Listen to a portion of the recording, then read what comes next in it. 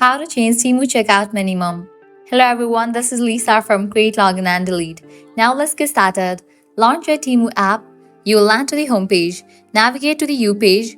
Once you're in the U page, at the top right corner, you're going to find two icons. Click on this headphone kind of icon. You'll be directed to the support page.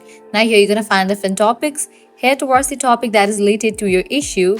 You can select payment and promos. You can select payments.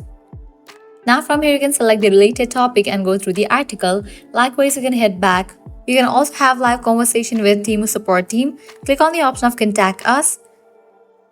Now here you can type in your issue. You can type in change Temu checkout minimum and then send it. With that, Temu customer service team will get back to you.